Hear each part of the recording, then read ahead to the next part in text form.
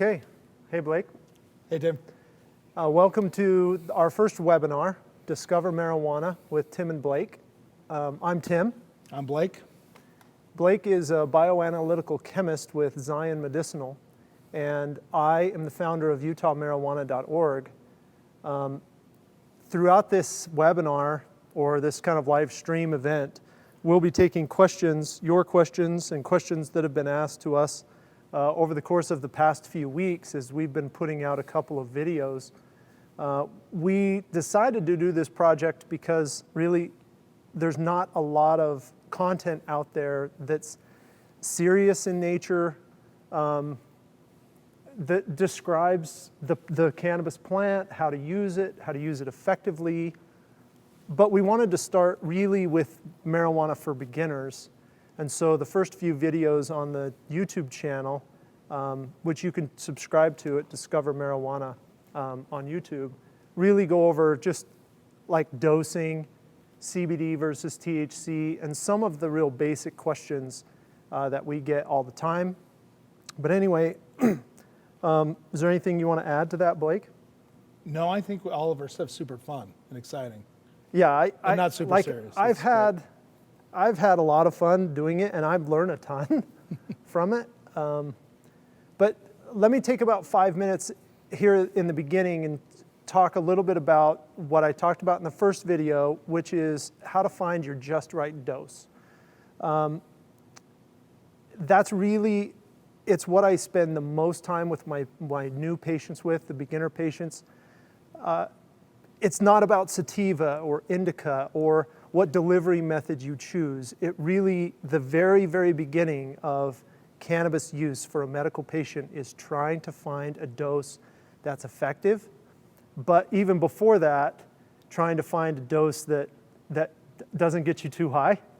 Yep. You can feel, right? Gives you some relief. I basically try to start people out, and I suggest that they start in the afternoon so they don't ruin their whole day if they take too much. But they're early enough in the day they can't, or they're not going to sleep through their therapy. Start with dosing about 2.5 milligrams to 5 milligrams of THC. Start with a product like a tincture. We'll talk about that throughout the webinar tonight. Different products that I've brought from the Utah marketplace that we can talk about. And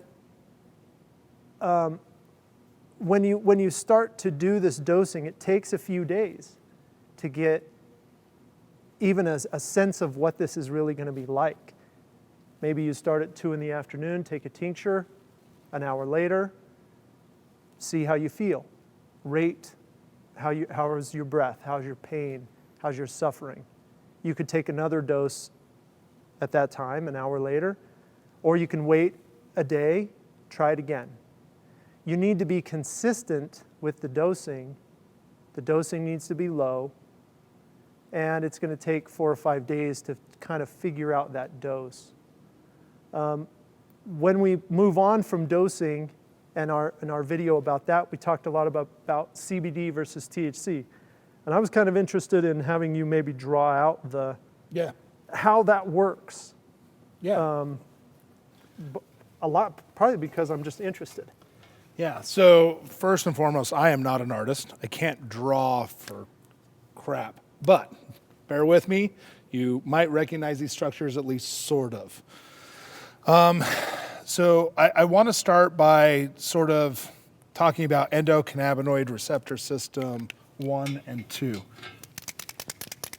So let's talk about endocannabinoid. That's a long word. Receptor. And I can't spell either, so if I get it wrong, just understand that that's rough for me. Endocannabinoid receptor system 1. Okay, when we talk about endocannabinoid receptor system 1, we're talking about the synaptically used cannabinoids, or basically the mimicking of normal CNS neurotransmitters that are being mimicked by cannabinoids. And so back to this sort of drawing, I changed markers because the other one sort of was dying. This one may be dying a little bit too. Okay, we come over here. We may have to switch to the white page. Yeah. Awesome. Let's do that.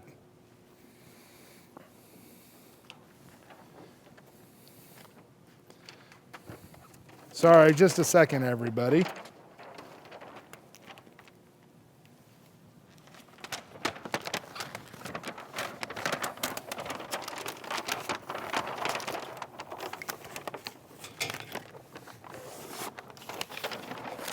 Oh, there we go. Maybe we could pull this over the top. Yep.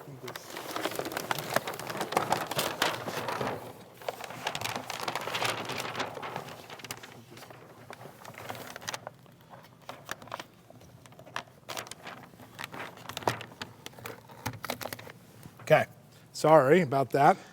Let's try that again. Endocannabinoid receptor system 1.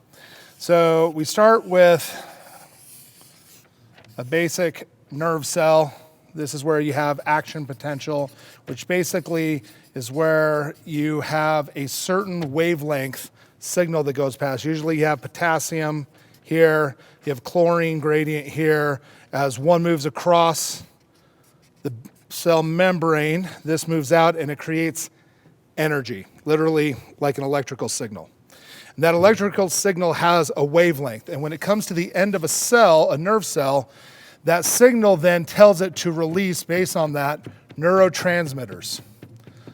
And then over on this side, you have another nerve cell, right? And then that signal, these neurotransmitters stimulate this action potential again to send a signal through the rest of the body. So for example, you stub your toe and you get a pain signal. The pain signal then tells your body, oh no, something's happening. And your body sometimes overreacts. You end up starting to have, adrenaline, epinephrine. You end up having a histamine response. Your body's starting to ramp up its immune system. Right? All of these different types of things. So what ends up happening during this is basically you have a whole set of normal neurotransmitters. One of those is like dopamine. That's your body's reward system. We talked about this in the video set. But basically what that means, if I had a different color that was working, some of these little ones could be dopamines. And they are being attracted to a dopamine receptor. And when that happens, you then have this euphoric feeling associated with that. And that's basically how THC delta 9 works, is it simulates this dopamine. And so, that's right. And so other cannabinoids mimic other neurotransmitters. And so when we talk about an endocannabinoid receptor system, we're talking about your body recognizing cannabinoids as if it's something that your body is already used to. And that's why the science is actually good on this, is your body knows what to do with cannabinoids, which makes this a really ideal plant for us to start making medicine from, because your body doesn't have to do something that it's not used to. When you look at fentanyl and you look at opioids and some of these other drugs that are out there, you basically completely railroad the natural system that's existing, and you shunt off the ability to feel pain or some of those types of things. And so because of that, then, it's what we'd say is not a natural system. Your body doesn't always know exactly what to do with that. Sure. Right?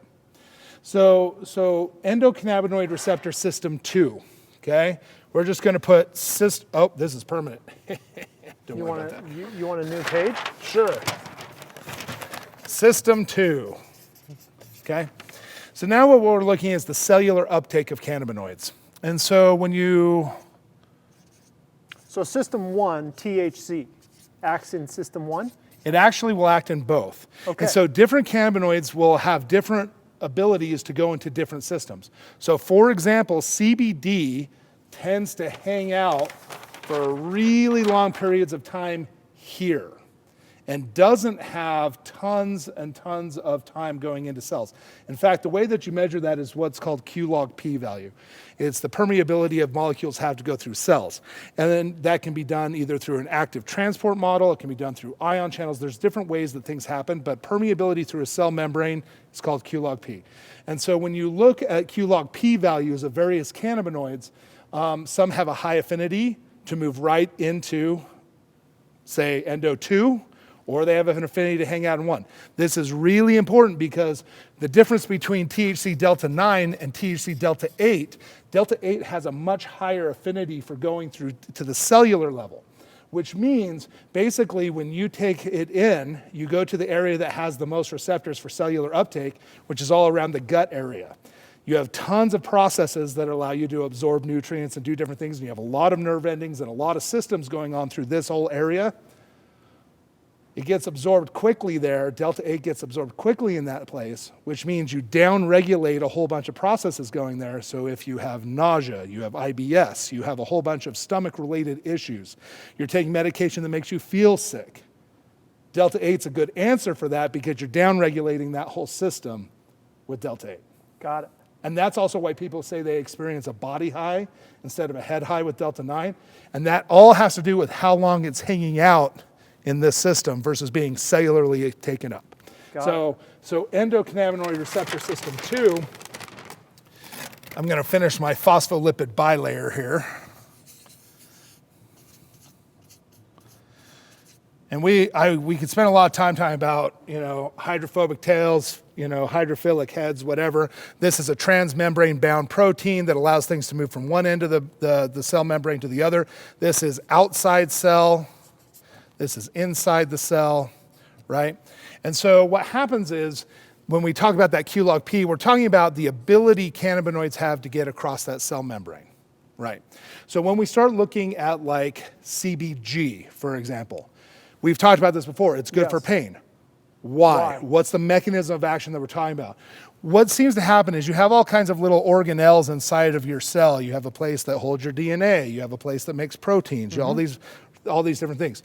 You have some little organelles called peroxisomes,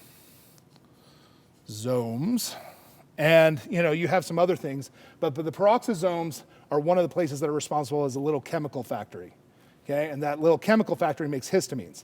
Histamines are part of an immune response. Yeah. So I stub my toe, I have a histamine immune response, cells start producing that, it gets moved through the lymphatic system, and I start getting inflammation, I get swelling. It's chemical warfare that my body is waging to kill invaders for my stubbed toe. Because your body doesn't know the difference between that versus the car wreck. So, wrapping this up, sorry. No, I'm learning a thing or two. Okay, and so what happens is CBG down-regulating peroxisomes basically makes it so the histamine production drops, so pain goes away. The reason why all of this is important, the reason I'm bringing this up, is because when we think about cannabinoids, and everyone throws out endocannabinoids, receptor system 1, system 2, what does this mean? Cannabinoids have specific effects. Because CBD tends to hang out in one, you get multiple effects because it sort of squishes into a lot of different receptor sites, right? Which is why the marketing for CBD is essentially... It does everything. It does everything. Right. It cures everything. Because it's squishing into lots of different little receptor sites, and it may not be a great fit, so it sends a partial signal that you get some kind of reaction from the body. Do you think that that's why, to kind of bypass this, do you think that that's why we're getting, some people have a lot of relief from CBD and some people don't because of this? It's because of this, and also how many receptors do they have available, right? I mean, I'll draw one last thing because I think this is important. When you think about transmembrane bound proteins, the things that are like docking stations, right? To make it simplistic, we'll just use shapes, okay? And the shapes can be super complex or they can be really simple, whatever it is. A neurotransmitter or other ions or whatever your body's trying to uptake will have an identifiable shape. So let's just say that this is dopamine. It looks like a square, goes into the square, and then all of a sudden your body says, I'm getting more dopamine. Okay. THC, maybe looks like this, right? Yeah. It fits right in, even though it's longer, right? Mm-hmm. And so, same thing if you look at like somatin or something like that. Looks like a triangle, right? Mm-hmm. CBN maybe looks something like that. And so all of a sudden it'll also fit into there. And so when we think about how they're interacting and causing different effects, that's why CBD is like sort of like a squishy ball, and it sort of squishes into here, sort of squishes into here. It's not a good fit, it's not a great signal, but it still gets in. But that's also, by the way, why it helps regulate THC, is because you're blocking some of those transmission sites with CBD, so you're not getting overly high. Got it. It's helping tap down the total THC response if you've had too much. I see. All right. So, okay, so this is a really good example of like kind of this whole process of the videos of why this is so interesting to me and why it's so fun to be with Blake and work in this, really work in this emerging medical industry, is because like my job is essentially to take some of the things that Blake is talking about and maybe simplify them to a way that translates to the patients. And that's going to be my role tonight. It's going to be my role in the video series. Blake's role is to do this, because this is how we build the medicines of essentially tomorrow. That's I mean, right. to kind of be a little philosophical about how we're going to do this, Right. right? Again, if this were a rec market, or adult use market, my perceptions are a little bit different. Look, that is simply about giving individuals choice to have a different type of high experience, right? But even that is about dosing, finding your right dose so you have an enjoyable experience versus something that trips you out in a very bad way. But as a medical market, we need to be thinking about this in terms of like, okay, well, what is the actual issue? Dopamine will help, right? THC delta 9 will help. It'll help with pain. It'll help with some of these other conditions. But is it helping it because you're ignoring it because you're having other signals that are doing a reward system, or are you actually fixing the issue? And so kind of my whole deal, and this is kind of Zion's deal, is we're trying to figure out exactly what they're all doing. We're trying to figure out how we fix issues. And so one of the products we'll go over tonight has that. So Okay, so let's get right into maybe a few questions here. Absolutely. Oh, well, we could get right into it, totally let's switch switch the it up. topic. But the first question is really about prices. Why are prices so high? So, and I've brought some things with me, and I think that we're paying, for example, we have a few grams of flour. It's $60. Yeah. That's a lot. That's 8 times 60. That's a lot for an ounce. That's a lot of money for an ounce of flour. Why are prices so high? Yeah. Well, so if you compare it to around everywhere else that has, places that are legal, we are extraordinarily high right now. Okay. Not the highest. There are some places. We're not the highest in Nevada. I mean, if you go across the border, an ounce of flour is $400. If you go to Mesquite, because you don't want to go all the way into Vegas, or you don't want to, come to Salt Lake, Mesquite's way expensive. But here's the real issue: is we've given out 8 cultivation licenses, and so let me not stop there because people immediately, not enough. We need more people with licenses. But let me just say this: when this whole program started. We were basically told as cultivators that we should expect around 6,000 total patients in the first year. Yep. Now, at the maximum, 16,000. But that's really, that was like pie in the sky, like that, And we were told to get our facilities ready, And by the way, the Department of Agriculture is great, but let's be really clear about this. They said you need a quick grow plan to get some plants going, and then we want a long-term plan. So Zion, in our case, we turned a temporary grow in our processing facility using tents and stuff, what you'd find in your basement. I mean, really. Where we recorded our very first very first podcast. Yeah. And that was great. But look, you cannot turn out real volume in tents in a warehouse. It's not a thing. But having said that also, we're going to invest millions and millions of dollars. So our Payson facility, we're going to exceed probably $7 million on that. And it is awesome and state of the art. Payson will not be able by itself to supply Utah. We started the Payson drawings and everything we were doing there initially because we were anticipating 6,000 the first year, 16 to 20 the next year, 30,000 the next year maybe, right? When we're going to hit 30,000. We're at 30,000 now. So there's just not enough infrastructure. Add COVID to the mix. Oh my gosh. And everything slowed down. So even if you offered 4 more licenses now, it would take 6 months to a year for somebody to get a real grow operation up. Let's just be really clear. If we add more licenses, it should be because the demand is so high that if all of the licensed people do not deliver and they to their promise to the state of Utah and also the patients, if they can't deliver within a period of time, then more licenses should be issued for sure. But in the meantime, we're just all ramping. Zion recently has been doing a grow outside of Payson, also in Ogden, and we just turned out about 2,400 kilograms of THC flower.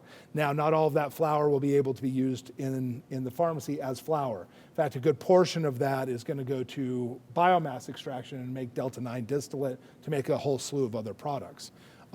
Because there's actually just not enough product either in the market. And again, that's a supply-demand issue is where, right now at Zion, we're running late hours and overtime. I can't make enough product. Like no matter how much I make, I can't make enough. Sure. And so that's the issue. So what happens is back to price. Price is elevated because demand is so high and supply is low. And that's just sort of basic economics. You will see that normalize. For example, one of the main things that Zion is doing is we're trying to bring some of these prices back a little bit as we have more and more available flower that I can extract and do stuff. We should normalize. I mean, the price for a pound of flower in the state of Utah right now is outrageous. Yeah. And amazing for growers, but look, we're also, trying to ramp, so we're all spending millions of dollars to do so. It's an imbalance. Yep. This will balance. This will get sorted out. From a provider side, there's a significant cost to patients too to come see a QMP from anywhere from, I think, the lowest I've seen is maybe $175 to over $675. And part of that is there are providers who have long-term relationships with patients who are able to see them and bill their insurance for chronic pain and then just slide the marijuana recommendation through on the billing. That's technically not allowed. The insurance companies that I've talked to personally say, no, you can't do that. That's federally illegal. And we don't cover as an insurance company because we get money from the feds. We don't cover that service. So you're seeing cash fees, you're seeing that sort of thing. And the EVS system has some, it's difficult, takes a lot of infrastructure. So I think those prices too will come down a little bit over time. But again, we have over 30,000 Utah patients. So we have there is a discrepancy. Yeah. When I went to the dispensary today or the pharmacy today to buy product for this, and we had, because I'm a patient, okay, so that we're all legal, there's very limited supply of some of these products. Okay. Yep. Let's move on to our next question. That's a good question. Yeah, and we could spend all kinds of time. Right for it, man. Okay, Why here's a good question. If you could change the law in any way, be selfish, what would you pick? I know exactly what I would pick. All right. I'll let you think because I want to increase patient caps. I'm ready, but this won't be popular. I think for me, we have a patient cap of 275 people. The legislature does not want medical cannabis experts in the medical community. That's why they put the patient cap on there. I've talked to the legislatures, and they have no appetite for increasing those patient caps. I think that's a disservice to patients, in my opinion, because I have to then go out and hire another set of medical providers and train them. Yeah. Are they as good as I am?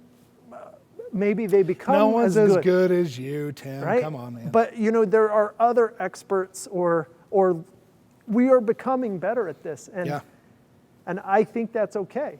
Like there are people who are experts in different areas of medicine, and I think that's okay. So my selfish wish is, increase the patient caps. I think that's just better for everyone.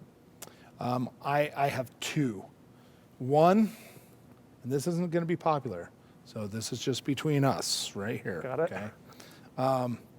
First, for QMPs as well as doctors and pharmacists, we need more education about how it all works. I am repeatedly horrified by listening to certain pharmacists give advice about medical products without understanding what drug-drug interactions can occur, without knowing all the different medications that somebody is already on.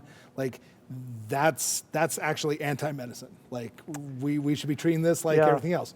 Do you have any allergies? Do you feel like that's because we've just, like, and in the cannabis space, there's just a push that this is so safe, we should just all be using cannabis.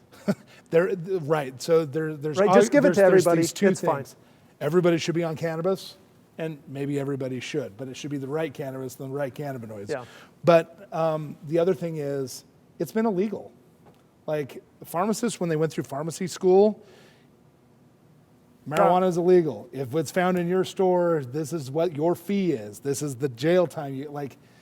I get why the education is so poor, but we're now dosing patients. We are taking people who are longtime patients to doctors, and they're just turning them loose. And I think that's crazy. The second thing, and this won't be popular either, I'm sorry, everybody, I think all processors should have a chemist on staff. When we have been finding out everything we've been finding out, we also find out that through different processes and different types of materials, it's not all created equal. And you can create some stuff that is not healthy for people. And that's actually true for a lot of different plants. It's not just cannabis, you know. And so there needs to be somebody who can really have the science conversation, and we can, as a company, I don't think the government should regulate this, but as companies, we should all agree that if you form chromophores in your, THC products through whatever process, we all agree that that's not appropriate. So it's interesting that both you and I would agree that we're here in this deal, and I would definitely agree that increased regulation is probably a better thing than decreased regulation. Like, I'd be fine with increased regulation of the QMP network. Sure. To kind of, like, what about HIPAA compliance and about emailing patients' data and this sort of thing? Like, there's no regulation in the medical community in this space, and there's a need for more. That's right. But I think it's almost comical that we're talking about this. Okay, let's move on to the next. And the state epidemiologist should be doing case studies. Oh yeah, and all this data collection that we're going to get. Okay, so PTSD. This goes back to our CBD THC. What's your thoughts on medical cannabis and how it helps PTSD? Because the Cannabinoid Review Board has been discussing removing PTSD from the qualifying conditions list. And I think this is a discussion because high-dose THC can cause and commonly causes paranoia and increased anxiety if it's used too much, too high of a dose. And this is why I don't think anxiety is going to be added anytime soon to the list. But what are your thoughts on this? My recommendation to patients is always, the more psychological the condition, the higher the CBD needs to be compared to the THC. This is just a general rule because it's a general rule. In the studies that I've read with PTSD, the ratio is really this 10-to-1, 10 milligrams of CBD to 1 milligram of THC, right? Yep. And here's a product. Here's a good example. I didn't bring this just because it's your product, but it's a tincture. It's 1 to 10, 10 milligrams CBD. Why is this good for PTSD versus, the straight THC vape cart? Actually, the reason why I think that one is better is it also has a little bit of CBN in it. Okay. So first off, the THC is not going to be overwhelming. Look, you probably need to have some kind of stimulus with PTSD so that you're not jumping down rabbit holes in some way, shape, or form, right? And so You don't want your vision narrowing. You don't want to have these, panic attacks and a whole slew of things. And so THC can stimulate dopamine as a way to start counteracting that. But having said that, one of the challenges is a lot of people who have PTSD are already on a whole bunch of other medications to affect depression or any anxiety or some of these other things. THC can have a very negative outcome when mixed with some of those drugs. Because what happens is they start affecting the actual same pathways in endocannabinoid receptor system 1. And if they're starting to affect those same things, you can get an enhancement, you can have them cancel each other out. And so you're not actually doing what you need to be doing. So THC is a struggle that way.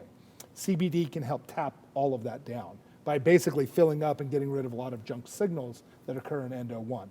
The second thing is the reason why CBN is probably actually more appropriate is CBN seems to have this neurological effect of calming. Now, some people say, well, it's supposed to help with sleep and I didn't sleep. Well, one of the cool things is the neurotransmitter that it's mimicking, when you're in a wakeful state, it deals with anxiety, and when you're in a sleep state, it actually helps maintain sleep. It doesn't make you sleepy. Okay. Right? And so my recommendation for someone with PTSD is you should probably be looking at something that has CBN in it as well.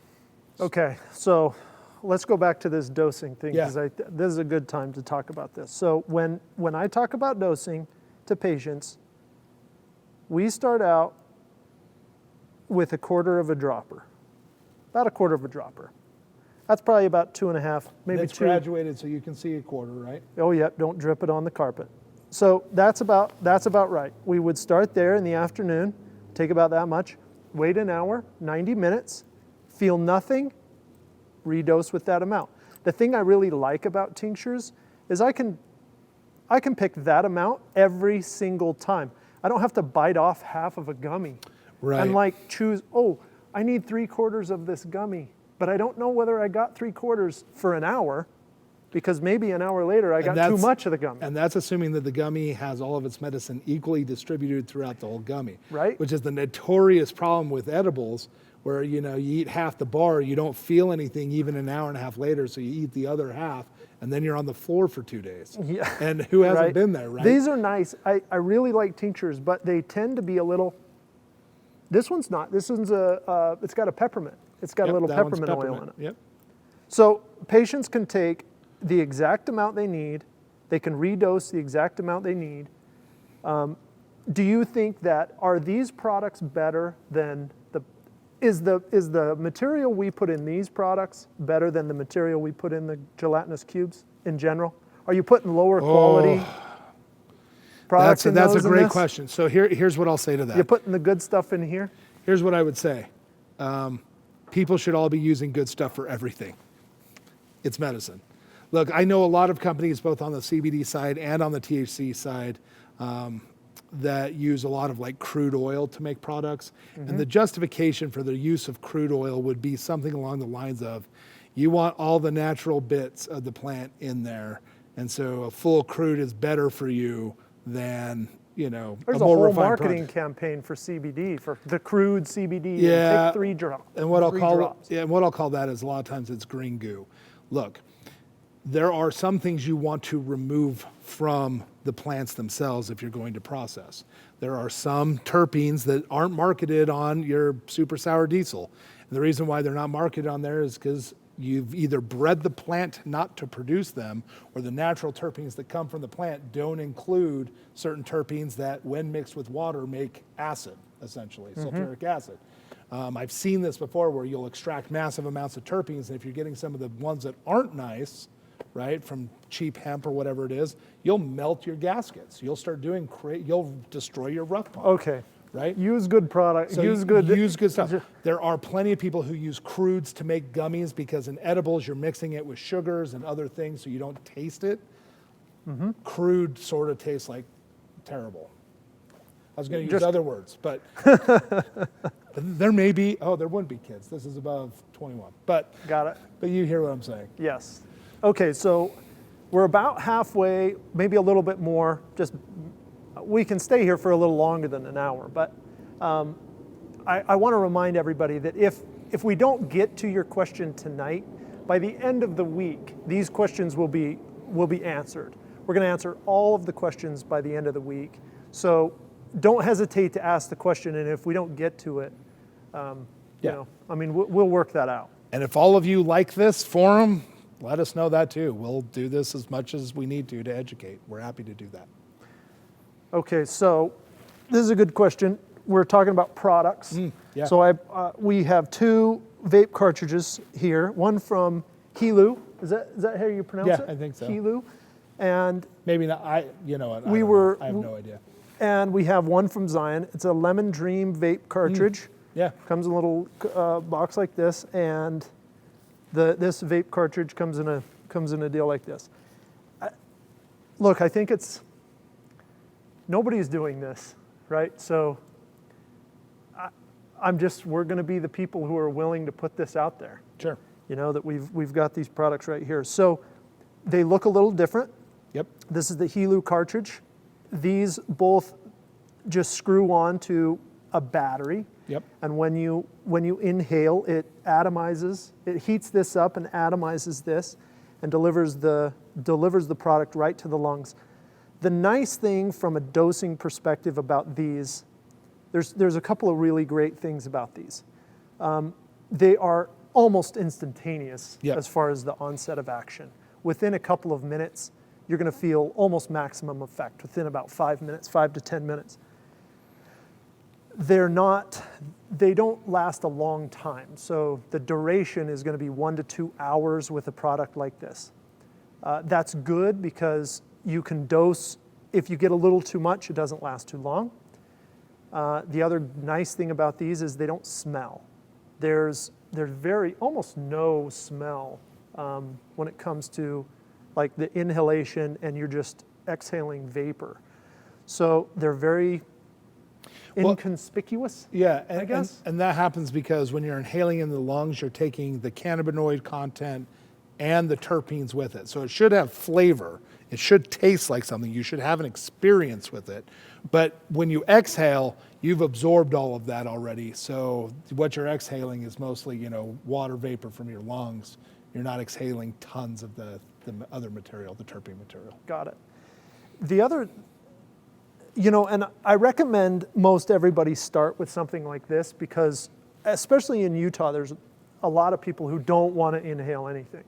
And that's okay. I mean, our culture is, we're religious, don't want to smoke, don't want to look like you're smoking. Even that concept is really, it puts people off. But you can get some pretty low dosing with these, and you can titrate the dose over the course of 30, 40 minutes, by just taking a little inhalation. And you can take such small inhalations. You can get 2-3 milligrams. Well, and one thing I would mention is you can figure out the dose on this. So you can look at what the THC content or the cannabinoid content is on the box, or you should be able to. Yep. And then typically you think about milligrams per second draw. Okay. Now there's a little bit of a difference between volume and so forth, but the equation is basically this idea. For every full second draw in a 1 gram vape cart that is 82%, it would be 10 milligrams. Every how many seconds? 1 second. Got it. Right? So strong.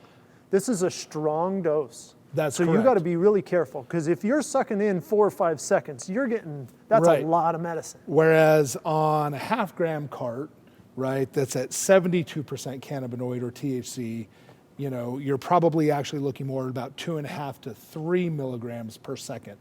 So, you could take 2 second drag or 1 second and then an hour later do another. Like that's how you would measure dosing on those. Okay. And so I'm usually telling patients, look, when you take an inhalation, you're getting between 2 and 5 milligrams. Now, you're saying that it's probably a little bit higher than that on a heavily concentrated that's correct. Vape cartridge. You probably getting between 5 and 10 milligrams at least. And if you're somebody, these are patients who are new, beginners. And the difference between the Zion carts, the one you're holding particularly is Lemon Dream. Lemon Dream is formulated specifically to be mostly a Delta 8 product. And not I was looking at it on product. the box. Right. And the question is, why is it a little cloudy? Yeah. Look, this one's a little clear. There's been some controversy over this on the social media. Yeah. right? Is this contaminated, Blake? No, it's not. Here's what I would say if you want an in-depth, I like it though. You almost just like, I'm calling you out. This is Donahue. Is it contaminated, bro? No. I mean, but that was the question online, right? Like, answer the question because it's good. I like the cloudiness. I feel like it's the Hefeweizen of vape cartridges. The Hefeweizen of vape. I like that. Can I use that? Yes. Yes. For a full, long explanation, because I don't think we have the time here. The Zion Medicinal website has a Vape Cart 101. It talks about every single product that people use to make vape carts, everything from PPG, VG, MCT oil, terpenes, what terpenes are good, natural terpenes, cannabis-derived terpenes. It talks about all of it. It talks about how batteries work, how to atomize, all of those things. The short answer is this. Depending on what terpenes you're using and whether or not they're coming back from a cannabis-derived terpene set, whether they're just a botanical terpene, and by the way, a botanical lime, limonene, is the same, right? Okay. They are, I mean, at least from a chemical perspective. Got it. It's the mixture that makes cannabis special, I think. Yeah. It's the mixture of them. But the molecules themselves are the same. But the difference between botanical versus cannabis-derived versus something that is chemically derived or something along those lines, okay? Zion used to use MCT, okay? And that actually provided more clarity to carts, right? People thought it caused cloudiness. It doesn't. And some people said, oh, it's the Delta 8. Delta 8 makes it cloudy. No, it doesn't. What's happening is the terpene counts. So the Lemon Dream is specifically really, really high in a couple terpenes specifically to help with absorption for Delta 8 as well as CBDV. Certain terpenes are water absorbing. They will absorb water. By the way, if you're extracting your own and you want to get a good terpene pull, this is exactly how you make some of the concentrates, right? You use water to actually pull this stuff out. And what happens is oils are not water soluble. Let's be really clear about that. But what happens is certain terpenes will act as being able to pull some of those cannabinoids with them. Some of those terpenes are water soluble, and that's how you extract the terpenes is water solubility. But the problem with that is they will sit and absorb water over time. So in our particular case, as we were first learning our production, we'd have our THC sitting in a place that had air being able to be around it, so it would absorb water. Those terpenes would absorb water, and that's called turbidity, and that's what causes that cloudiness.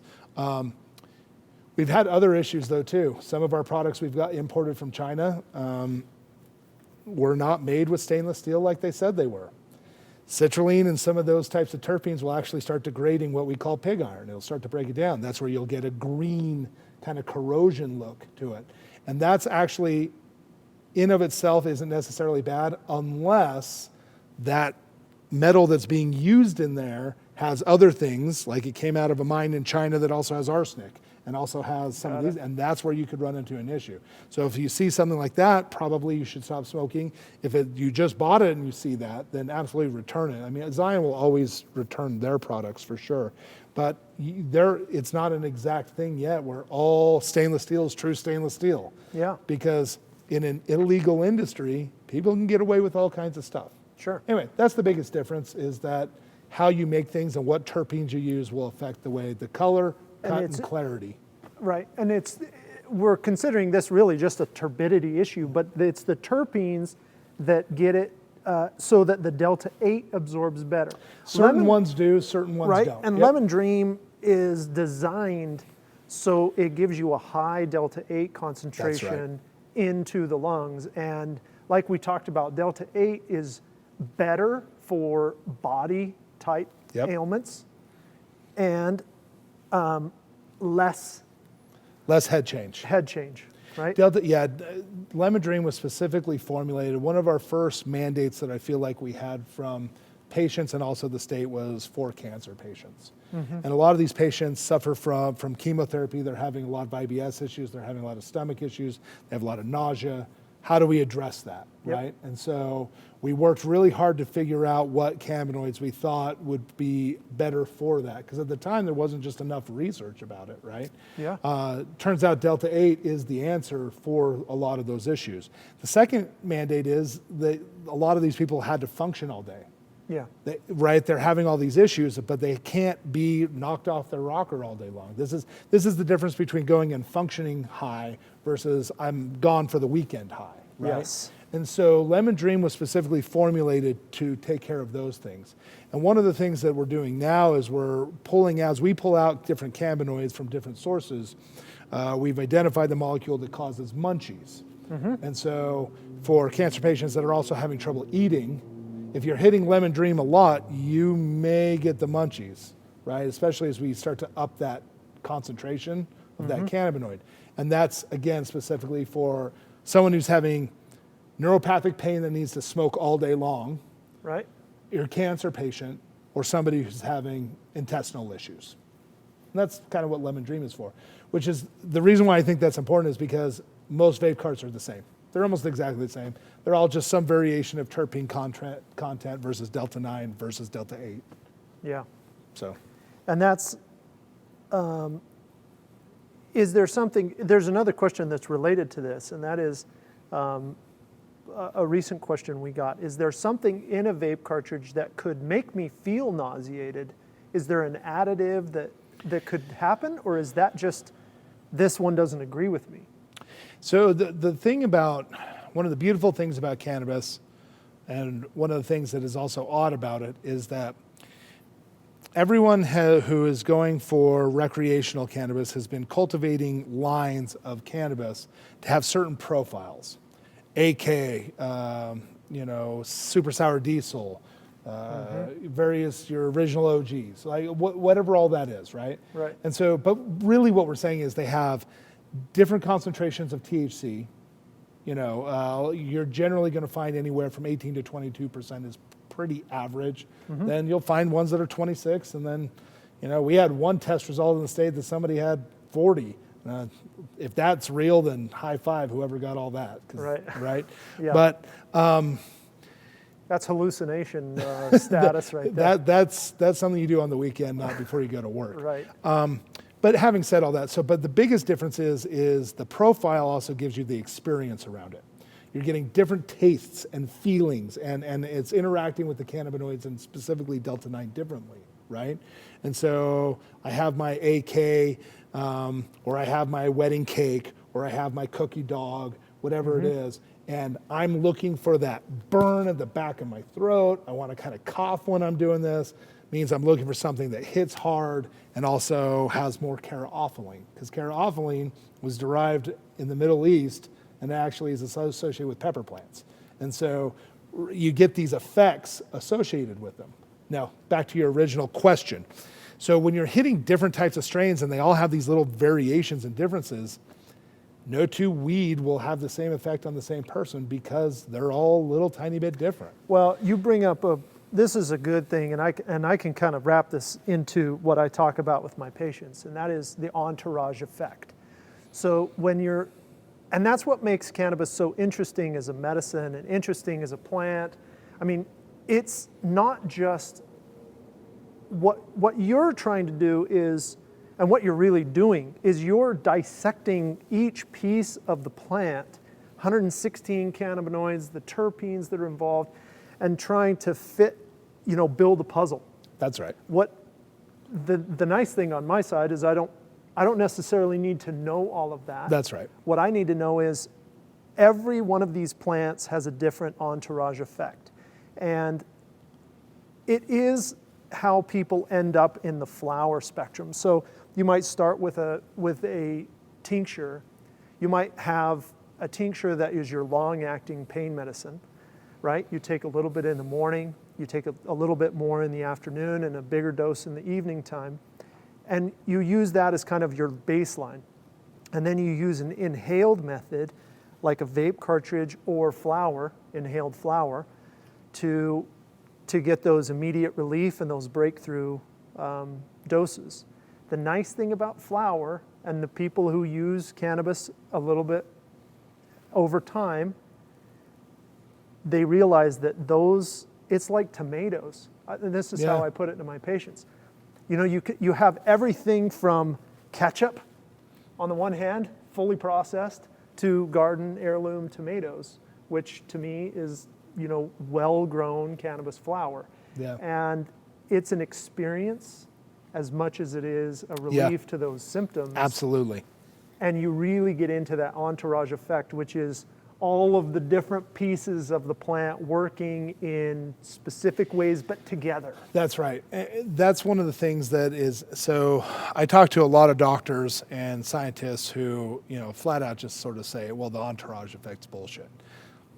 Look, It's just not. Look, I mean, I'm here to tell you personally, it's just not bullshit. if that were the case, right, then we could take any weed that's out there, any flower, and have the exact same effect.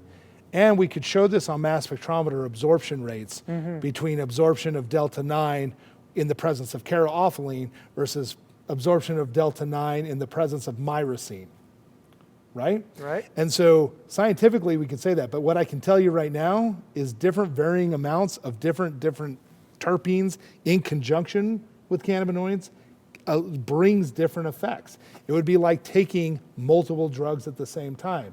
You take an Advil plus a Benadryl, which those are not in competing liver pathways, so you can have histamine reaction and anti-pain reaction. Yes. And they're not harming you in some way. Where you run into weirdness then is, well, what about Tylenol and alcohol together? Well, they're now in competing liver pathways. That's a bad combination to have. That'd be an anti-bad entourage effect or something. So it also is what makes cannabis so hard to study. Yes, right? absolutely. Because you're dealing with these such subtle variations in so many different, essentially molecules. And it's almost why you need all of the data and then go back and figure out why all of these things happened, right? Yeah. We need a bunch of AI. Okay, let's move on to another question. I'm moderately intelligent about cannabis right now, but I suspect in the next 5 to 10 years, there'll be individuals with PhDs specifically in the phytocannabinoid chemistry that will be smarter than I ever am. Yeah, well, and I've heard people talk about how they don't consider themselves experts in cannabis because they don't consider anyone an expert in cannabis. Okay, so can marijuana be used to treat a concussion? Oh, bad idea, actually.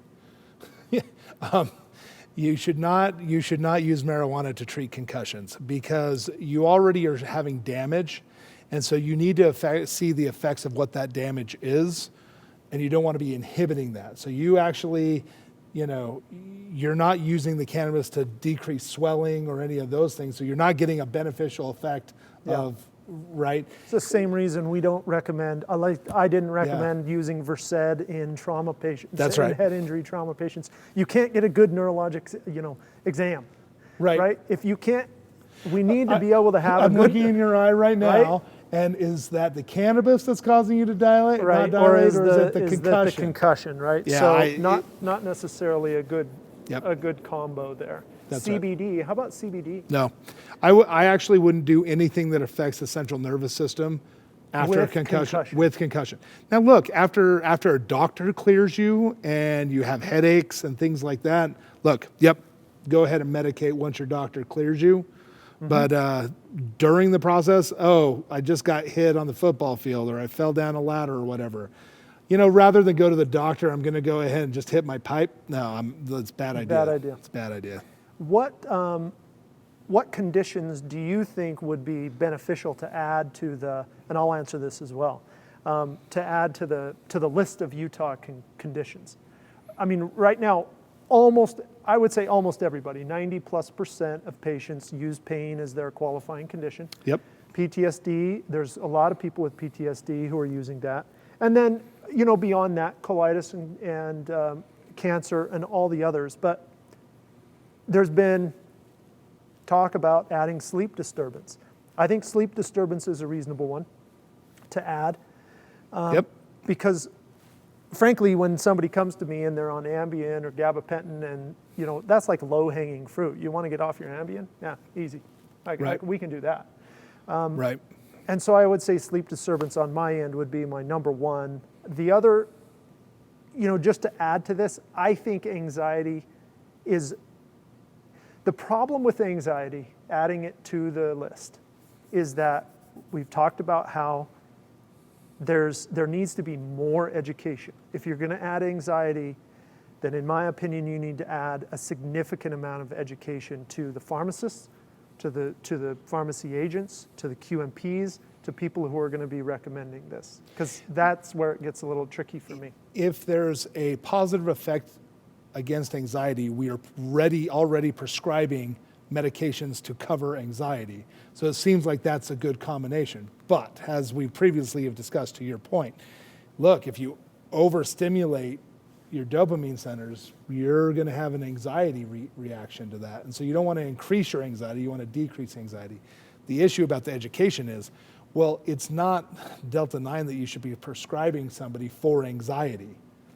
It should be some of the other cannabinoids that exist, right? And probably a tincture form for anxiety rather than something else. And so for onset panic, we have to come up with a whole different line of vape carts that have different cannabinoids than simply Delta-9, Delta-8, Delta-10, right? And maybe some CBD. I mean, you got to change that up.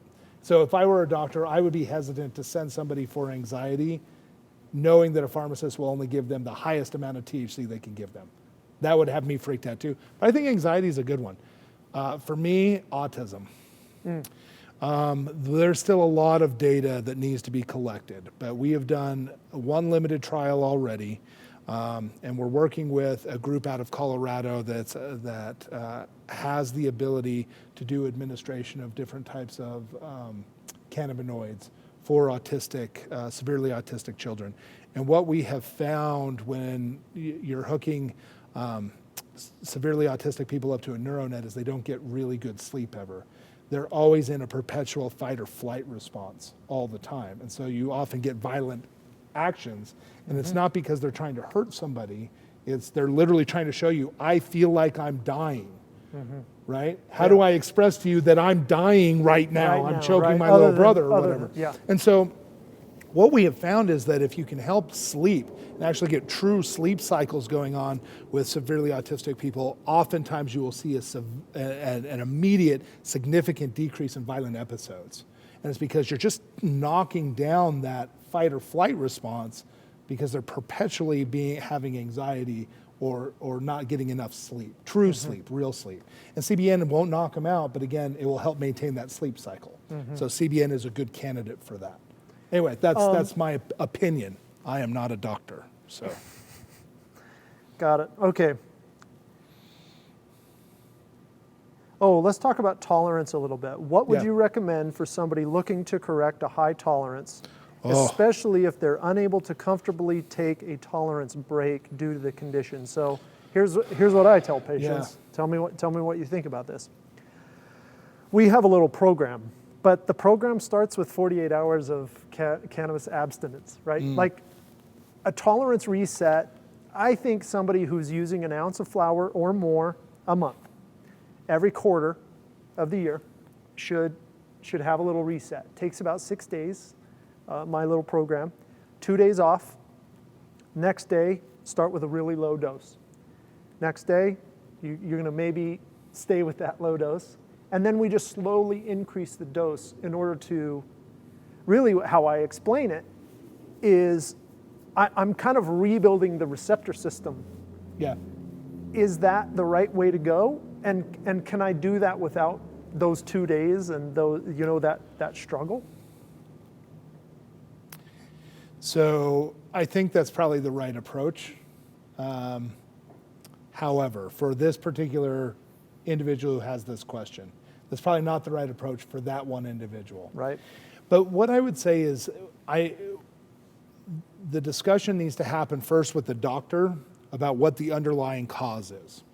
So I got in a car wreck, I broke my femur, and I'm in perpetual pain every time I ever put weight on my leg, right? Versus I have back pain. I had this trauma happen at a certain point, right? Like there's different reasons that you have pain. And this is one of the issues of simply just dropping somebody off opioids or something like that is there was an original reason for all that to start. And I think cannabis is one of those ways to get people off opioids in the long run, but the issue is You didn't fix the original problem Right. that caused them to go that way in the first place. My recommendation is really finding the combination of cannabinoids that is actually starting to address the issue.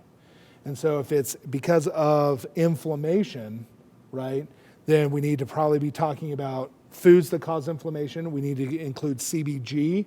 We need to have enough CBD in there. And then if they're used to using cannabis as a medicine, you need to include some Delta-9 for sure, so that they don't have this, at least if nothing else, mental withdrawal of but I use this as my medicine and now I don't have my medicine. Right.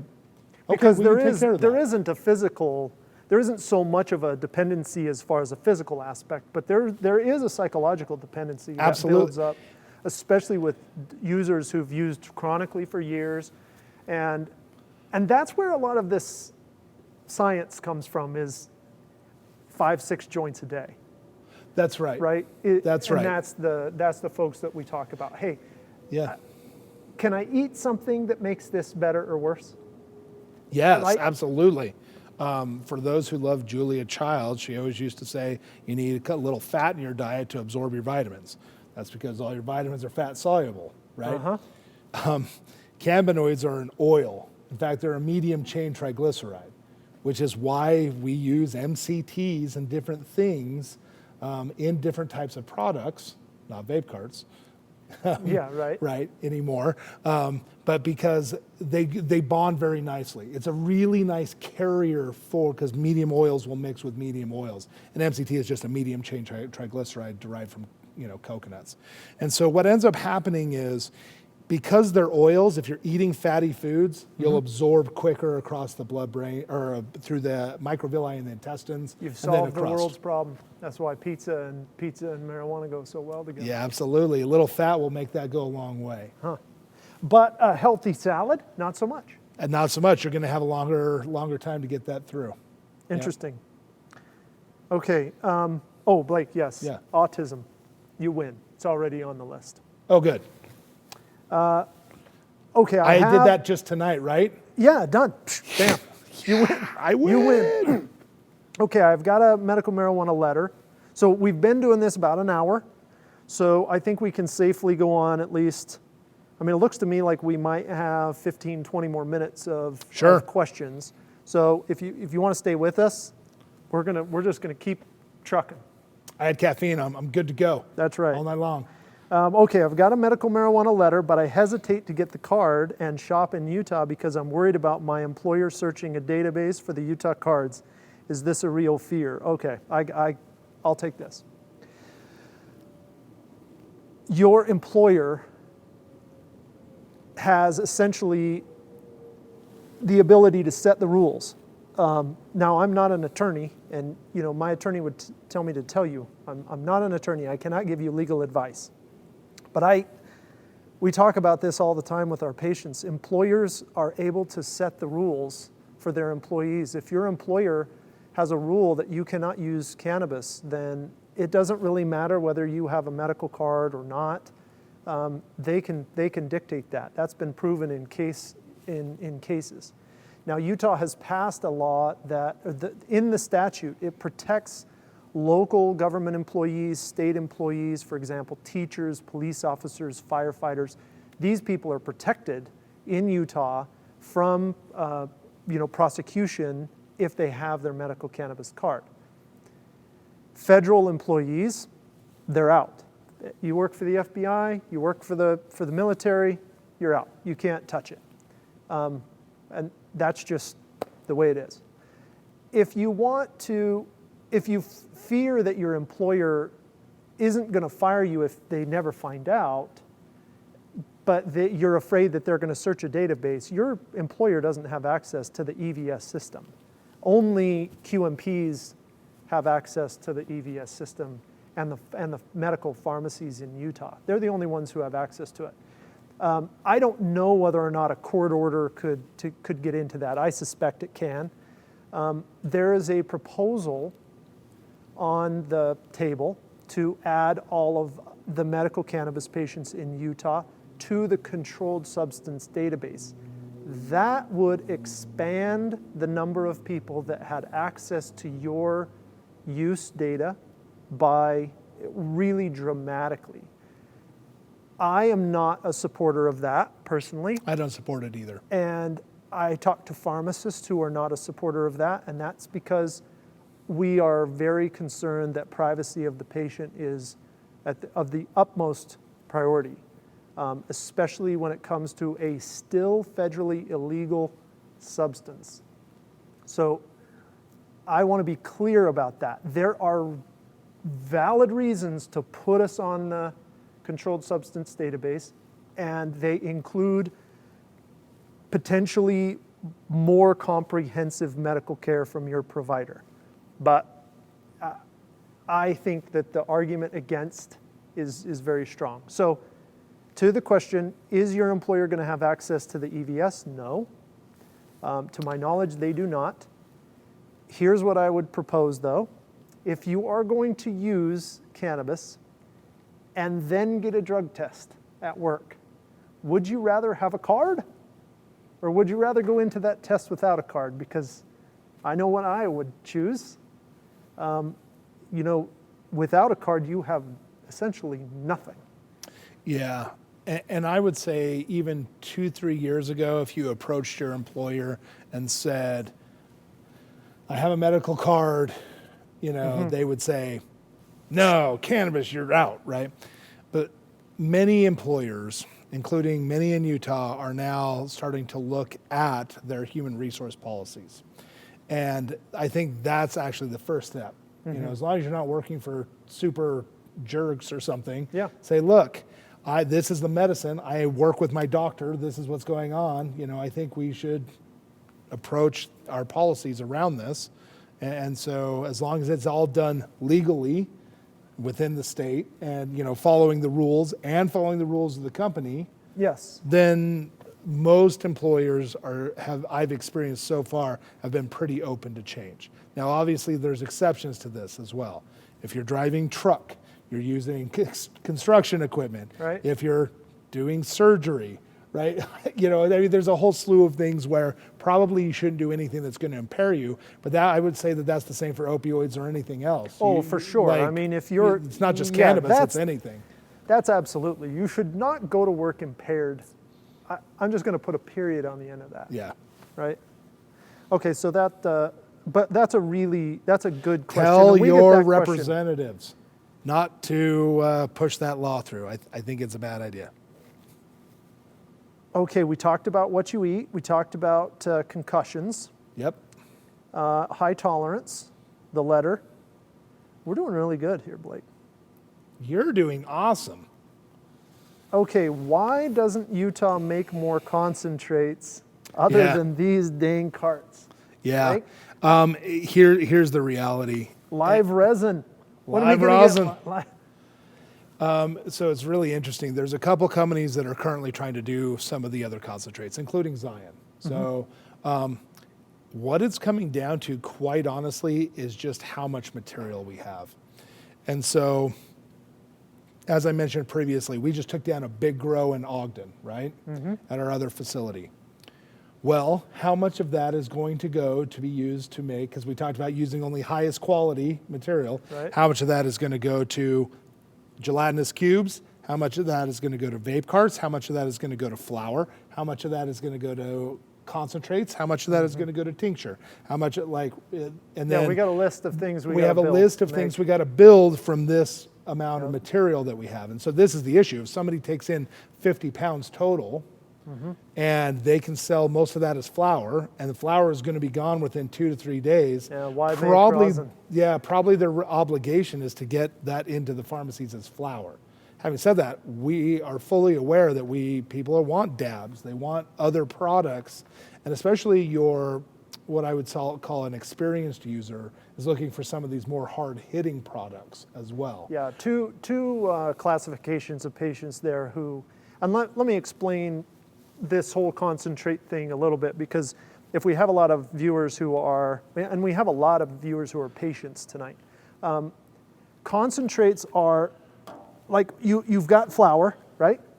You can grind that up, put it in a vaporizer, inhale it. You can make your own, decarboxylate it and make your own oils. You have tinctures, Okay. You've got topicals. Yep. Okay. This is and these absorb through the skin. That's right. A much more local application, right? Yep. I have a little bit of knee pain. I'm gonna rub it on there. I feel like these are really good for hands and feet, frankly, because there's not a lot of distance between the skin and the joint. It also works for migraines oftentimes, but you Put it on the back? You put it right at the top of the spine. I've actually have a few patients who use this one for that. And then you have concentrates, which come right now primarily in a vaporized a cartridge. So what we're talking about with this question is there's all kinds of other products that are like this, but they come as even more concentrated, right? A wax. They call it wax. There's And waxes, we'll do there's videos rosins, about this. there's shatter, there's pie crust, there's crumble, there's a whole There's slew all of different- kinds of different products that That's right. come from this, but they are all harder hitting. And so you're going to have Yeah. experienced users use them, and then you have cancer patients. Like I would say, like if I have a patient with pancreatic cancer they've got to vape every meal just to eat. Yep. They've got to use the tincture. You gonna sneeze? No, I was thinking about a patient, and it was getting me a little bit emotional. Yeah. Because that would be the one time when I would think, yep, we got to get some of that product to her. Yeah. So Rick Simpson's oil is another example of this. Where Are we going to see Rick Simpson oil in Utah? Is it We will. allowed? We will. It will fall under the same measure of concentrates. The issue with Rick Simpson oil right now is the amount of material it takes to make Rick Simpson oil is not economically feasible right now. That doesn't mean it can't be made. It means that we just need more material in the market. We'll get there. But look, if there's, in this case of your patient, Yeah. if that needed to be, if that's what had to happen, talk to your pharmacist. Your pharmacist can contact Zion. We can see what we can do, right? Because the reality is, and I'm willing to take a loss on some of this stuff too, because look, I got into this, anyone who's seen our video series, you know why I'm in this. I'm in this to create medicine, right? Coming to the idea of concentrates. So when we talk about hard hitting, if you're doing something that's like a wax, it's actually going to last longer because it's bound up in a lot of the waxy material that a lot of times you remove through distillation processes, but you don't remove through like a hydrocarbon extraction. And so that wax actually burns longer, so you get more concentrated THC and actually has a longer time. But that also means typically if you're using like a dab rig, you're putting wax in your lungs. I mean, just being honest about it. And so, there's a cost for doing things like that, a health cost for that. And so different types of materials have different effect, and that's almost as equally important. We produce certain vape carts at various times that are literally either 890 to 920 milligrams of THC per milliliter. I mean, a milliliter is a tiny amount of material. I mean, that's about as concentrated as you can get in some ways. I mean, and we've produced stuff that's higher, but not in our final products. My point with that is, yeah, but I don't want to vape that. I want to have this other experience around that, right? Live rosin carts typically will get your water-soluble terpenes and not some of your other fat-bound terpenes. And so your experience with a live rosin cart is different than you would experience with something else. And so, especially for your experienced user, they're used to having an array of products that give them different experiences and different highs. And so, is that important? Yeah, it is. Are we a year away? You're going to see this hitting the market within the next couple months. It's But going to it's- have a but it's demand issue. pieces, Yeah, right? you're not going to have it constantly in every pharmacy probably for a year to a year and a half.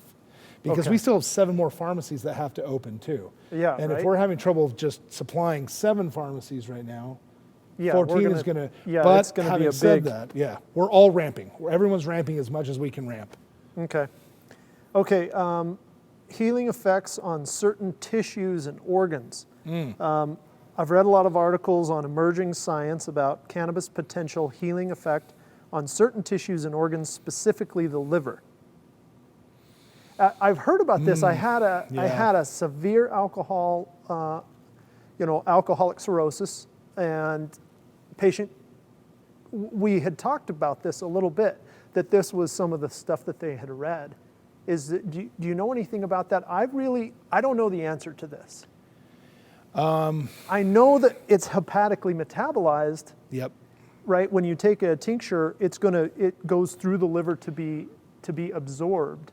So are we going to heal the liver, or is there some risk of damage? Or is there the risk of damage because you're putting oil into your liver? Yeah, we talk about this all the time. We talk about how there's always a decision to be made. That's right. Is what you're taking better than the negative effect of this other drug, or That's the right. negative effect of your illness, right? And I think this is a real legitimacy question in medicine, whether or not cannabis is legitimate. And to me, it's this thing you've said, and I'm going to bugger it up, but it's essentially, is the effect or the negative effect of the cannabis worse than the effect of the pill that you're taking, That's right. pharmacologically invented product? That's right. Sometimes the answer is yes, and sometimes it's no. Sometimes it's yes, and sometimes it's no. I mean, if you look at the possible side effects on the side of a bottle. Now, granted, look, we could spend a whole time talking about that, because that's not really all the true information about what actually that product does. It's just a patient experienced that while they were taking it. Right. So that's why somebody could have died, but they could have died in a car wreck. But anyway, that's neither here nor there. The point is, there's this give and a take that's associated with everything. Does it heal like the liver? Okay, so here's what I would say, is that we know that many of the THC products, Delta 8s, Delta 9s, have higher cellular uptake, endocannabinoid receptor system 2, than some of the other cannabinoids. And if there is a downregulation of certain enzymes that are being produced in the liver that are being detrimental to the liver, the answer would be yes, cannabis is a solution to that. Got it. But if you're taking cannabis to fix your liver and it's not a result of being able to downregulate whatever's causing the liver problem, probably not, right? Well, how do we even decide that? Well, we need to start spending real-time research and money doing all this to figure out, yes, it will help with alcoholic liver, it won't help with liver cancer, or vice versa, or whatever that is. I have triple negative breast cancer, not me, but second round, same spot. What tincture do I need? Very specific question, but we had talked about, okay, so I think this is a two-part question. Yeah. On the one hand, if you have nausea and you need something to eat, the Lemon Dream Vape cart, right? Sure. Something like that with CBDV. CBDV. Okay, that's one of them. 116 of them. I can't remember them all. Okay, so no one can. That's why I say we have books. You have something that will stimulate the appetite, help with the nausea. That's one thing, but I wonder if this question is more related to the tumor. Right. So here's my immediate reaction to that. And, I may change my opinion if I put a lot more thought into it, but just this is what my gut tells me. My gut tells me is you need a broad spectrum tincture that has multiple cannabinoids and fairly high concentrations, first and foremost. Secondly, I would get a topical. Topical will help with immediate discomfort in those areas. The third thing I would say is if it's inoperable and you don't have a chance to do anything else, we need to look at a Rick Simpson type oil. Maybe I'll call it Blake Smith oil. One day. I mean, One day. This is real. We need to do an entire video on Rick Simpson oil, because, I mean, the more I know about it, that shit is medicine. But it is strong. It's really strong. And the issue that you have is, here's the data that's come from everything that I have seen. Can Rick Simpson oil fix cancer? Well, in about 1 in every 1,000 patients to 5,000 patients, yes, it does. It absolutely, there's enough numbers to suggest that Rick Simpson oil does have that effect. But what about the other 999 or the other 4,999? Well, varying effects. Some, it doesn't eliminate the tumor. Some, it has eliminated the tumor, but it's metastasized, and the Rick Simpson oil didn't fix that. I mean, you've seen any other varying effects, and sometimes it didn't do anything. So is Rick Simpson oil the answer? No, but if there's no other choice, would I try it? Absolutely, I would try it, because there is data that shows that in a certain amount of people, it does work. But immediately, get on some tincture, multiple cannabinoids. I'd recommend a 1 to 5 or a 1 to 10, and then I would recommend a balm, most likely. Something for the local. Yep. I want to add a little disclaimer here that we're I'm not a talking about doctor. all this. Yeah. I'm not a doctor. And frankly, this is really because I mean, this is all just information. This is the best information that we have. Yep. For you, to help you. This doesn't constitute any advice, period. Thank you. You're welcome. You're covering us on this one. Bam. JD is going to be really happy. Okay, so traditionally there's been a lot of focus on sativa versus indica versus hybrids, CBD versus THC. More and more we're hearing about these terpenes that we talked about tonight, other cannabinoids like CBN. I call it CB nighttime. CB nighttime. This makes it easy. What is the best indicator to look for to know what is best for calming versus more energetic? Here, Delta 8. Man, this Yeah. try it, Okay. I guess. My answer, Go for it. treat the dispensary pharmacy like a Maverick and not like a Costco, okay? Go down there, buy a little, take it home, keep a journal, record the effect. When we start, we give patients a little journal, and we say, day 1, take a dose, record how you feel. How does your body feel? How does your mood feel? Take an inner inventory, so to speak. Try a little bit of this, a little bit of that. That's really my solution to this question, because I find that different things make people feel different ways, indica versus sativa. You and I were talking about this before. You probably have a much more scientific answer for me. Why would I have a science answer? I don't know. I don't know either. It's the white coat, man. It's the white coat. I butchered this because just off the top of my head, I'm just like, I have too many structures in my head at the moment. But here's the basic idea. You have an oleic acid, combine it with cannabidiol form, and when those two enzymatically come together, you form CBG. Okay. CBG is a precursor. It's like the golden ticket. It's the golden ticket.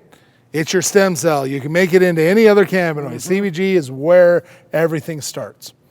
And then there are 3 pathways that it tends to go. And you'll make THCA, then CBDA, and CBCA. Okay? And the A just stands for the carboxylic acid. Decarboxylation removes that, whether you light it on fire, or I put it in a big reaction vessel and cook it, or you're baking something, and then you see the little holes on the top form at a certain degrees. It's all decarboxylating, pulling off the carboxylic acid. If you don't, it won't pass through the blood-brain barrier. Yes, you can eat a bag of marijuana and you will not get high. You won't get because high. you get THCA. And once you cook it with whatever device you're using, Then it's fun time.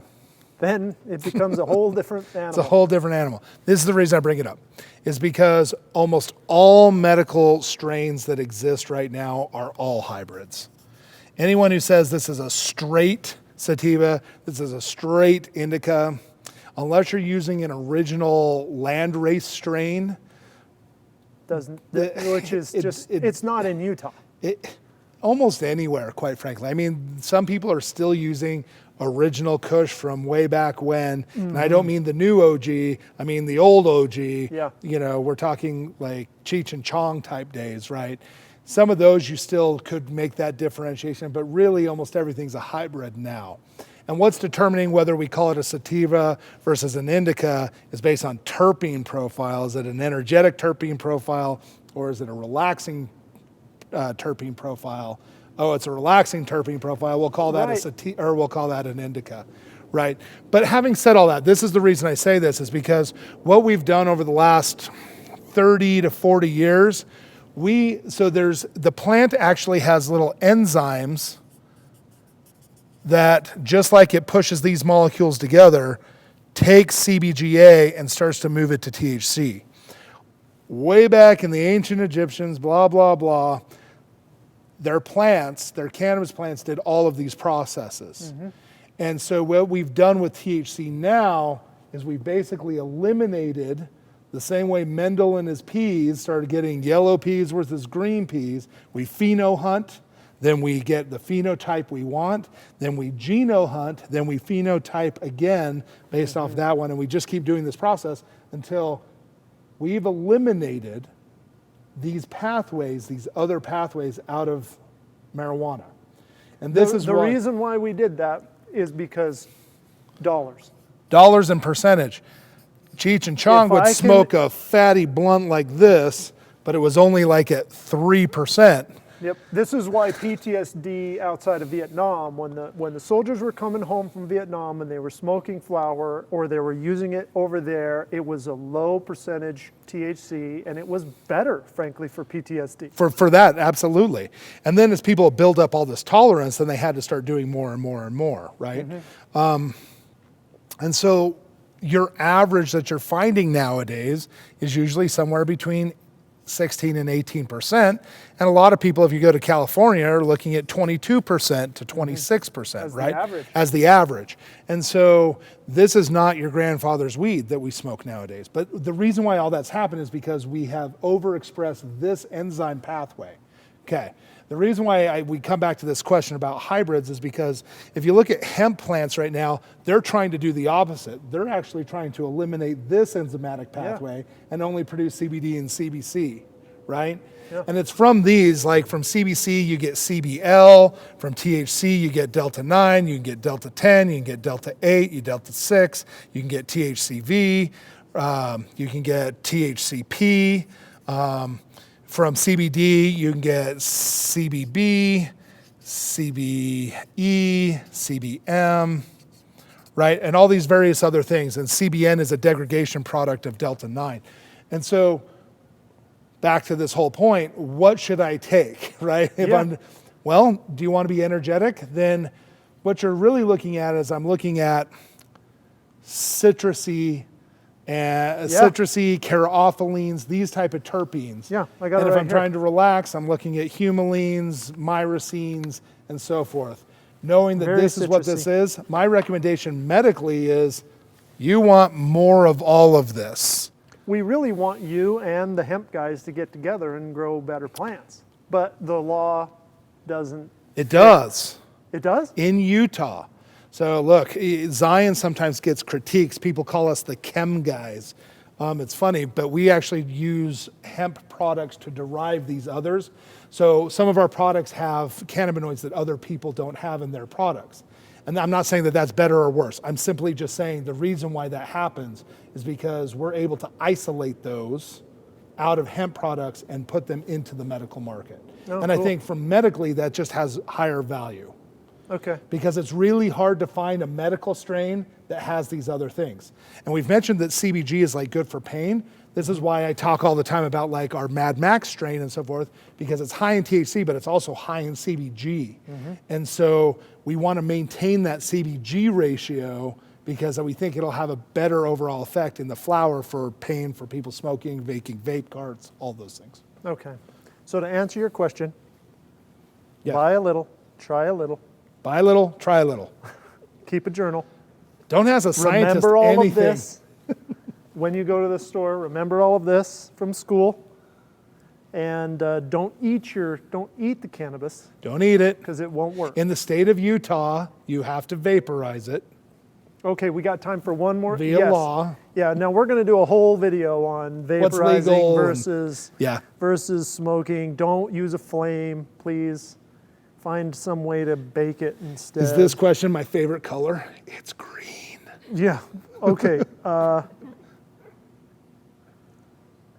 Here we go. I'm just trying to choose one here. Yeah. Oh yeah, there's a workers' comp. I'm going to answer that after. Okay. from a pharmacist or a QMP.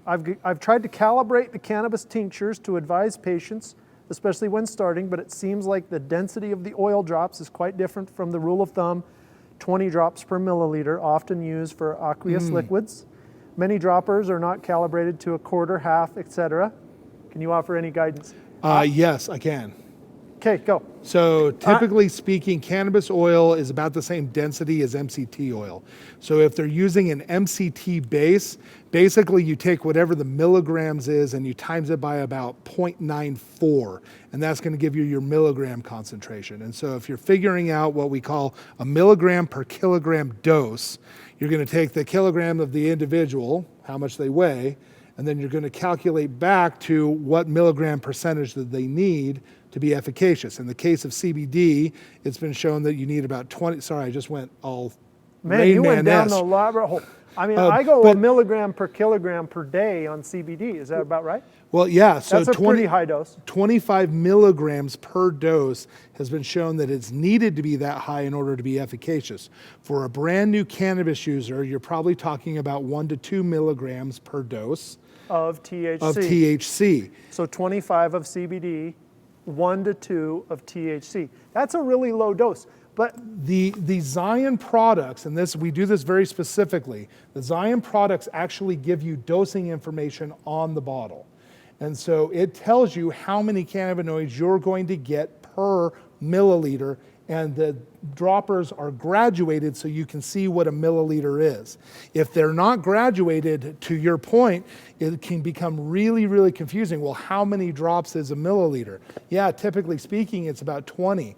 But because the density is actually getting closer to water, right, based on that, it's not going to be 20 drops. And I'm going to give you my rule of thumb. You're going to have about 30 milliliters in this bottle. Yep. This bottle total has 322 milligrams of THC, Delta 9. That's Delta 9. It also has Delta 8. And there's about 30 of that amount in this bottle. That's correct. So I take the total amount, Yep. divide it by 30, fill the dropper up pretty full. I say pretty full. Look, this is plant-based medicine. And this is the hard part for pharmacists and QMPs and everybody, because we live in this allopathic world where I give you 5 milligrams, Yep. This is my amoxicillin dose. You take this twice a day. Plant-based medicine's a little different. I would say, though, it can be closer. And this is kind of my whole point of why I exist, is I'm trying to get us to be more regulated in the way that we think about this and dose. I know, but I'm my just going to goal. tell you to take about a quarter of a dropper. 1 or 2. Here's the reason why I'm going to do it. I do this for a couple of reasons. One, I think it's a little bit challenging, and if it's too challenging for the patient or the provider, then they're just going to avoid it. Yeah, I agree. And so if I can simplify it and make a patient feel a little bit more comfortable and say, you know what, start a little bit lower. If you feel like, oh wow, that's too much in the quarter of a dropper, then we're going to lower it down. But I tend not to go drop by drop with patients unless they're so intolerant of the THC. And I do have one patient who comes to me and she's like, I take a quarter of a dropper and that's just too much. And so we ended up going to an inhaled method where we could change the delivery method. So again, I mean, I want to be as accurate as I can, but We're not there yet. we're not there yet. And I try to simplify it and get around the right amount. Around 10 milligrams of THC seems to be like the sweet spot for a lot of patients. But it does give you a little bit of a head change. Sure, absolutely. Where 5 might be therapeutic enough. Well, and look, honestly, when you think about this too, this is why I go down this rabbit hole. And if there's a QMP or a doctor, well, I'll answer anybody if you want to know how it all is. But contact me, I'm happy to do this. But the reason I do this is because you know, my daughter who has a predilection for seizures, I would not give her a full milliliter of anything, right? Based on, she weighs 68, 69 pounds, right? If you gave me a dropper, it's not going to touch. I know I look very svelte and just really thin here. But look, I can kill a gummy, a 20 mg gummy, and nothing. Like, yeah, I won't feel it all day. So for you, the you know, filling up the dropper, if you get it to here, you get it to there, it's not really going to make that big of a difference. It's not going to make a difference to me at all. But to your point, if you have a small individual, then that is where this question really comes into play, where you really want to get those doses down. That's right. Again, on my side, I would say, you know, start with 5 drops, or pick a number of drops, record your outcome an hour later. Go up a couple of drops, right? If you had no effect, here's a good rule of thumb that I use with patients. Pick a dose, very, very small. An hour later with a tincture, 90 minutes, hour to 90 minutes later, if you feel no effect, you can safely increase the dose the next session to 50% higher than the existing dose, if you're starting with super, super low doses. Yep. Right? And I like your method too, because I think everyone out there who's watching this is smart enough to know. So if you start with a quarter dropper or whatever that looks like, you could do the math of how many cannabinoids you're actually getting in that tincture by just, you know, dividing it. Right. Right? And so what that tells you is it starts to establish what your actual milligram dosage is. Yes. And so you know how much you need to dose. So when you go to a store and you can't find, hopefully it's a Zion product or whatever your product of choice is, right? If you can't find that, well, I want something equivalent. I know I need to have this amount of dose. Yes, and so I know if I get a bottle with about 300 milligrams of THC in the bottle, That's right. then I know that about a quarter of a dropper or about a half a dropper is about equivalent to what I was taking before. That's right. And if it only has 150, I know I have to do half a dropper. Or if twice as much. If it's 600, Yes. I have to do less than an eighth of a dropper. Yes. So the more you can simplify it, in my mind, the better off the patient is going to be in the long run. Again, journaling is key, taking an inventory of how you feel, things like that. Okay, we got to wrap it up. We've been an hour and a half, a little longer than we anticipated. Hopefully, this has been beneficial to everybody.